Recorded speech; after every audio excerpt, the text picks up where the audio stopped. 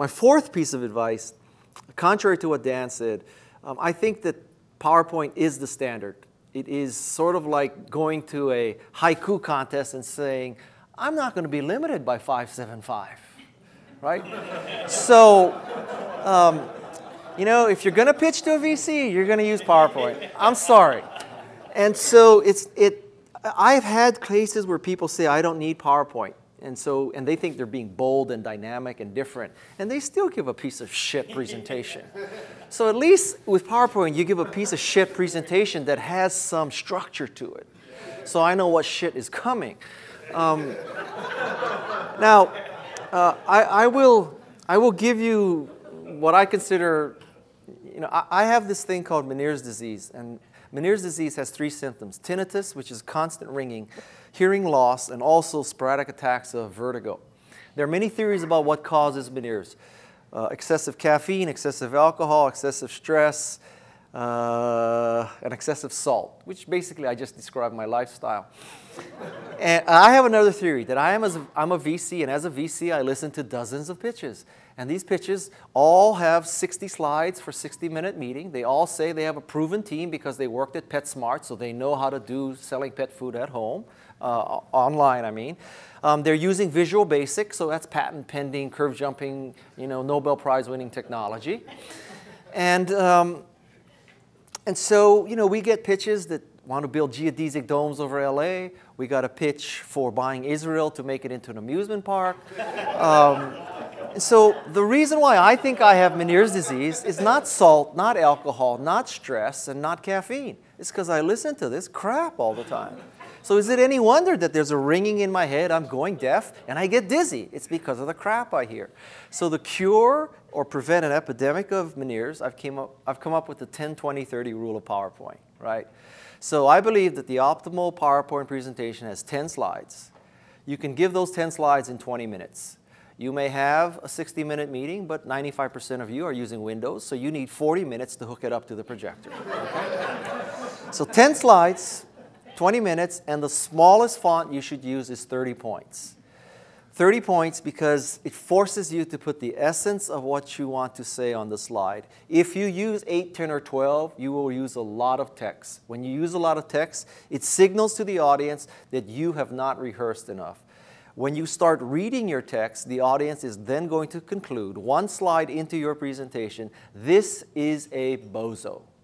This bozo is reading the slides. This bozo is reading the slides verbatim, in fact. And I can read silently to myself his slides faster than he can read orally. So I'll just read ahead. There is no value add, and you will lose your audience. If you think that this 30 part is too dogmatic, then I will tell you a rule of thumb. The rule of thumb is find out who the oldest VC will be in the room, divide his or her age by 2. Most of the time, you're pitching to 60-year-old VCs. 60 divided by 2 is 30, hence the 30-point font. Now, VCs are getting younger and younger. Someday, you may be at a VC firm, and you're pitching to a 16-year-old. God bless you. Use the 8-point font. Okay? But until that day, 30-point font. Now, Dan did not want to name the sections that should be in a PowerPoint presentation. And I will do that for you. Okay? So here are the 10 slides. The first slide is the title slide. People make a mistake right there at the first slide. They put their company name, but not their contact, email address, phone number, and address. I don't know why. Because God forbid they would really be interested in you and they forget how to get in touch with you and they look at your PowerPoint deck and there's no information. Okay? The title slide, the problem slide, what pain are you solving? The next slide is the solution slide. How are you solving that pain? The fourth slide is your business model. How are you make money solving that pain? The fifth slide is the underlying magic. And this is where most people trip up because they say they have patent pending, curve jumping, paradigm shifting, new way to use Google AdSense to optimize placement of, you know, banners, which is all bullshit, right? But so to the extent possible, if there is really underlying magic, and it doesn't have to be just technology, it could be that you were the VP of sales of Oracle and you're quitting and you're starting an enterprise database company. The underlying magic is you have this immediate incredible database in your head of people who have bought Oracle databases. That could be underlying magic. The sixth slide is the marketing and sales. Exactly how will you go to market? And here people trip themselves up because everybody says we're going to be viral and we're going to use word of mouth. And they say that as if that's an answer. That's not an answer. That opens up more questions because virality is primarily based on luck. And word of mouth is also based on luck. So when you say we're viral because you heard Steve Jurvetson say it in another panel, you're basically saying we have no clue, right? So it needs to be better structured than we have no clue. The next slide is the competition slide. Most people create a matrix. They have all their competition. They have all the qualities. And their column is the one that's checked off.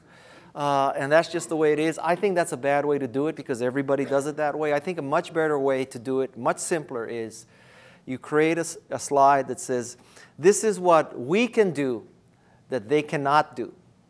And this is what we cannot do and they can do.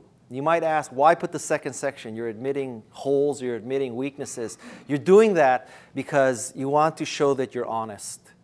And so you have an honest appraisal of your business so that if you're not caught in a lie, when people get the feeling that you're an honest person, when you say that you have something, they will really believe you.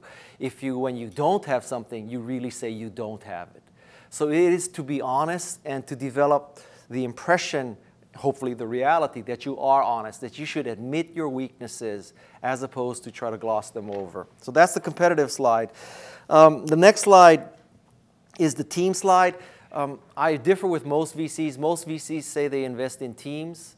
I think that's bullshit because the only way you know that a team is great is you declare victory 5 years from now, right? So the way it works in the venture capital business is you make 20 investments. One, God help you, becomes a Google or a Yahoo or Cisco and Apple. At that point, you say, I knew Larry and Sergey was a great team. I knew Eric Schmidt would step up to the plate. I knew that Pierre Omidyar would get a Meg Whitman. I knew they had promising technology. I knew they had a solid business model. Yeah, lots of people want to buy used, broken HP printers on the internet. I knew that as soon as I met Pierre, right?